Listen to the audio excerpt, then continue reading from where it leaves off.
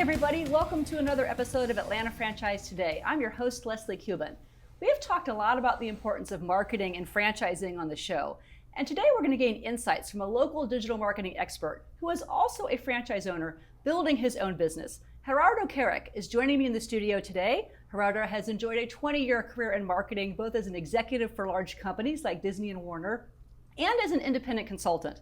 Then in 2018, he became a franchise owner of WSI, the largest network of digital marketing agencies in the world. And I'm delighted to have you on the show, Gerardo. Welcome. Thank you. Happy to be here. Thanks for the invitation. Absolutely, absolutely. Well, first, we've got much to discuss today, but let's learn a little bit about your business first. Who are your customers and what do you do for them? Sure. So we're a digital marketing consulting and agency, right? And we work with small to medium-sized businesses that are either worried because they don't know how to pivot into a digital strategy. Sometimes they're frustrated because they've done it, but they're not seeing the results. Sometimes they're upset because they think it's not generating the return on investment that they're looking for. So we work very well with those types of businesses, trying to help them pivot into digital or do a much better job at their digital marketing efforts. And having help with that is so important because as a small business owner, marketing, digital marketing, is it working? It's just like a big black hole and you don't know if your dollars are actually working for you. So having someone who knows what they're doing is quite important. Yes, absolutely, absolutely. So when you are working with different businesses, what are the common mistakes that you see businesses making or things they're overlooking?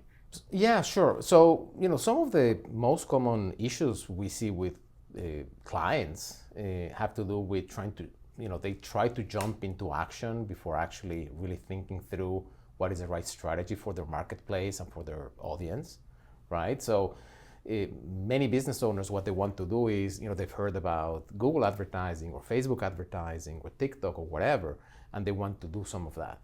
When in reality, what you need to do is you need to first understand who are your potential buyers, how do they go around their lives, what pain points they're trying to address, how do they go around trying to address those pain points. And after you understand all of that and almost kind of like the customer journey, the path they take, then you can think about, okay, what channels, what tactics do we use to actually find them, right? So Facebook advertising might be a great tactic for some businesses, but not for others, right? Depending on what is it that their customers are trying to do. So that's the first mistake I see a lot of people doing, right? They just jump in and do something. They something. just jump into, and they don't get the results and they get frustrated.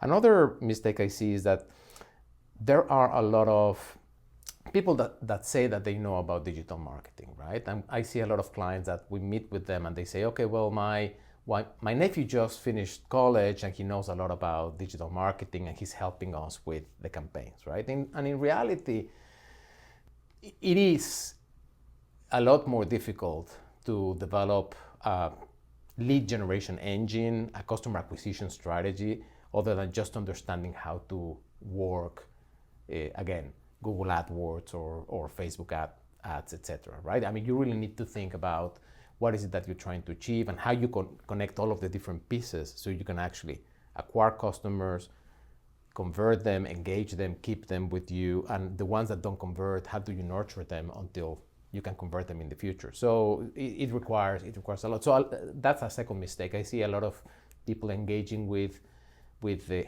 providers that don't have the necessary experience. Because it's easy, because it's low cost, but it necessarily is going to produce the end result that they're hoping to you gain. get what you pay for, basically, yeah, right? So if you pay peanuts, you get monkeys. That's one of my favorite sayings. And digital marketing, it's changing all the time. That's a thing.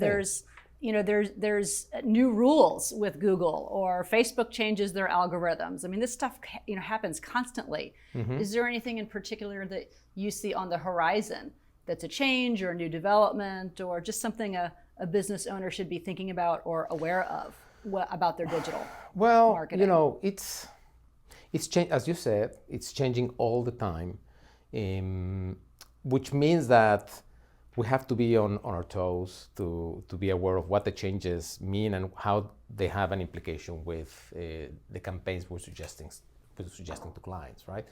So one of the things that that have affected all businesses in the last year has been the iOS changes. Not even Facebook or Google, but iOS and the fact that they're not, they're allowing people not to share their information while they're using browsers, right? And that has had a huge implication for businesses of all sizes in terms of being able to attribute where those leads are coming from and how to connect back to them, right?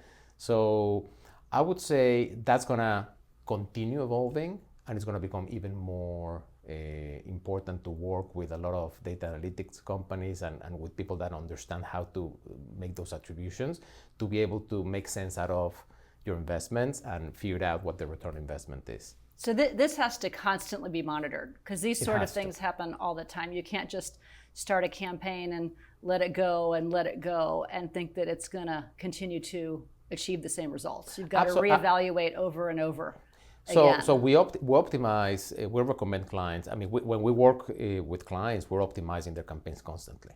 That's happening all the time. Because if you think about the Google algorithm, they make updates to their algorithm probably 100 times a year, right? Every 3 days there's a change to the algorithm. And some of them are very subtle and they don't have a huge impact, but sometimes they have a very large impact. And we see that we have to rethink our strategy, right? So yes, it has to be monitored and optimized all the time. But even if there weren't any changes, you have to optimize anyway, because if you think about it, let's say you have a very simple campaign where you have two options, right? And you have one option that is converting better than the other. Well, if one option is converting better than the other, then, which is what we call A/B testing, then you create a new campaign and try to put it to compete against this one. And you're trying to optimize all the time to improve the results you're getting, right? Now, that's a very simple example. We have clients where we have probably 20 campaigns running at the same time. And we're always optimizing, you're taking out the ones that are performing the worst and introducing new ones.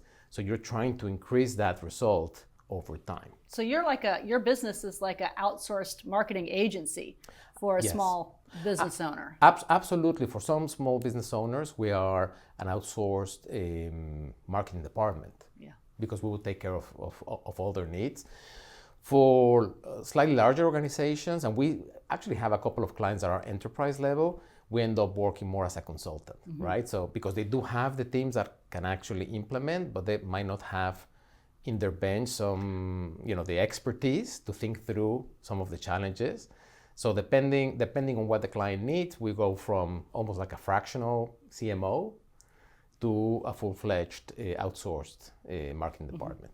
So this is interesting. A lot of people who find their way into franchising choose something completely different. Yeah. But you chose a business that really had a clear connection to your expertise. So what do you find your corporate experience brought to the table in your own business, and then what does the franchise bring to the table? Absolutely. In your business? So my corporate experience, what I bring from my corporate experience is that discipline and that ability to ask the right questions, to figure out what, to understand what are the right questions to ask to solve a business problem, right? So, because that's in many cases what we're doing with our clients. We're trying to figure out what the issue is and how to solve it, but we have to ask some very hard questions, right? And then the analytical ability to go through that data, that analysis, and being able to come up with a plan. So I brought that, and the ability to run teams, especially with marketing functions, right? And operations functions. What I did not bring from my corporate career was sales. I never had to sell one thing. I mean, I had to sell projects, but never had to sell in a way that somebody had to write a check for me, right? Asking for the business. Asking for the business. And that was really tough. And that was an awakening for me. So you might recall, during my first year, I think we exchanged a couple of emails. My first year was really tough because I could not sell. I mean, I would spend a lot of time talking to people, but, for the love of God, I wouldn't be able to get them to write a check for me. So I quickly realized that I lacked there, and I actually joined a Sandler group and took some and got into coaching with a Sandler sales coach. And that really transformed my business, because now I had the understanding and I had the skills and I had a process to be able to talk to clients and get them to close, right? And when I did that and I got those skills, then my business started growing, and it's been good since then. And thank you for sharing that. I know that's a personal thing to share, and but it's really true that we all have blind spots. Mm-hmm. And nothing's going to shine light on our blind spots like starting a business. Yeah. You get very aware of what you're good at, what you're not so good at, mm-hmm. and what you need to learn. And I'm so glad you found Sandler. I'm a Sandler graduate too. And same thing when I started, not that this is a plug for Sandler, although any business owner who needs some good sales training, Sandler's a wonderful resource. Absolutely. I mean, it's not necessarily a plug for them. My advice is, if you don't have sales skills and your franchise or your business requires you to sell, get hold of a process, get hold of a coach, learn the skills. It doesn't matter which process, but have some toolkit that you can rely upon to try to get that job. Yeah, and I think I didn't have a sales background either, mm-hmm. but I think where our stories are similar is that we didn't have that skill set, but we got some help with it, and mm-hmm. we're able to get better and better at it over time. So I think that's a good lesson for new entrepreneurs, is that you're not going to be good at everything, but there are resources to help you figure that out. Absolutely. Absolutely. So you're 4 years into your business. Mm-hmm. What are you looking ahead to do? What are you working on in your business? So COVID was really good for our business, because a lot of prospects that were on the fence in terms of jumping to a digital marketing effort, they had to jump to our side. Like that. Mm-hmm. Because suddenly face-to-face meetings and face-to-face sales were not possible anymore. So we've done really well through 2020 and 2021. 2022 is being challenging because of the situation, right? The economic situation, but mm-hmm. we're staying still. My objective for the next 3 years is to triple our size. Right, that's what we want to do, and we have some aggressive plans for the next couple of years, where we're closing some strategic partnerships with complementary businesses that probably target the same customers that we target, but they don't offer the same things as we do. But together we can actually offer a stronger solution, and we're really looking forward to the next 2 years, and we have some aggressive sales. And that's exciting. That's very exciting. Well, and a lot of our viewers were in your shoes at one time. Yeah. They had a prior career, a great career, but they were ready for a change and are looking at business ownership. What kind of advice would you have just about due diligence or maybe self-evaluation for that guy or gal who's thinking about making a change, but they're not sure? Just what would you sure. offer? And some people have reached out to me with that question specifically, right? And one of the things that I said to them is, first of all, try to define what type of life you want to be living, right? Because it's a changing lifestyle, mm-hmm. right? And realize that owning a business, first of all, you're going to work harder than you've ever worked, for sure. Even though you have a lot more freedom of your time, you're accountable for everything, right? And now you have people that you pay salaries for, and you're responsible also for their livelihood, right? So you're going to be working really hard, but it's very rewarding at the same time. But also make sure that you do the right due diligence to and really understand what types of businesses you're interested in getting into, because there's lifestyle businesses, there's scalable businesses, there's operation. For example, our business is a business where I have to be heavily involved in sales, versus maybe other franchises where you can have a location and a manager and maybe not be that involved in the operation. So it depends what you want to do, right, with your business. So really think about the different options. And finally, be prepared for uncertainty. Be really prepared for ups and downs, right? And so it's what I said to people that call me and want to talk about this is, it's not an easy path. It's actually probably the hardest thing that I've done, but it's very rewarding. And when you get to a certain level, it's really good, right? But you have to. It's not a sprint. It's more of a marathon or half marathon type of right. race. And I think that's great advice. That it's not starting your own business is not immediate income replacement. Nope. There's a learning curve. And there's always fires to put out. I heard an entrepreneur say this, and I love it. It's in the very beginning, you need a fire engine to put out your fires. But as you get used to your business, you grow, you get more experienced, you need more of a fire extinguisher than a fire truck. So yeah, I think that's a great way of putting it. Yeah, absolutely. And also you learn how to go and how to understand the challenges that are coming at you, right? So I think it's more like a surfer, right? At the beginning, you cannot stand on the surf, and you're getting swallowed by the waves. And at some point, the waves are still there, and they can be large or small. But now you can ride them, right? Yeah. Now you know how to deal with them. And I think that's good to hear. That you're going to have some waves, and you're going to swallow some water in the beginning. But then you learn what you're doing, and you can navigate the uncertainties that come your way with a bit more experience and confidence. Yeah. So I'm going to steal that analogy of surfing. And with excitement. Yes. And with excitement. Yes. Because, challenges and change bring forth new opportunities that maybe we weren't anticipating. Absolutely. Absolutely.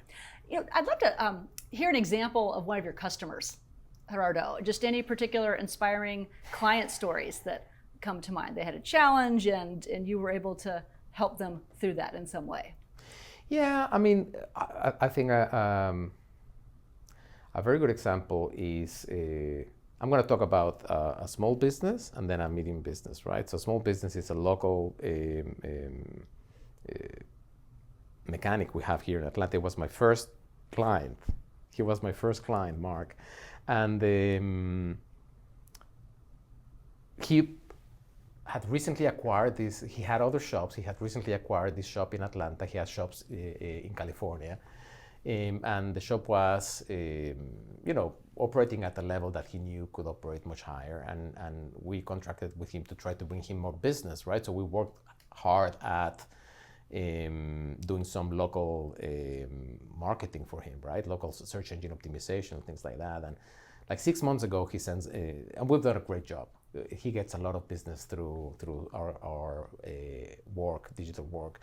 And 6 months ago, he sends me an email saying, thank you so much for all you've done. I just checked my client base, and since we started working, we've grown 40% in the number of clients that we have in our in our books. That's impactful. That's a big deal. Which is very, very impactful.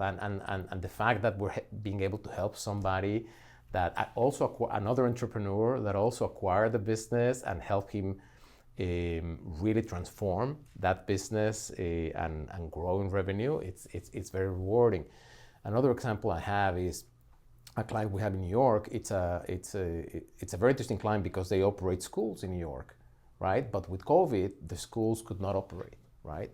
And this is a very high-end school. They charge very high tuition for the clientele, right?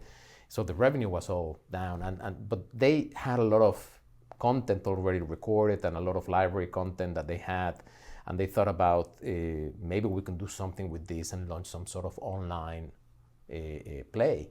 So we worked with them from strategy to implementation. We developed we analyzed the market, we analyzed their competitors, we worked on developing a product launch plan, and it took us 6 months, but we put together a solution that basically we've been working with them for 2 years now. They launched, and now they not only have their physical schools, but now they have an online education platform, and we help them acquire customers through digital marketing.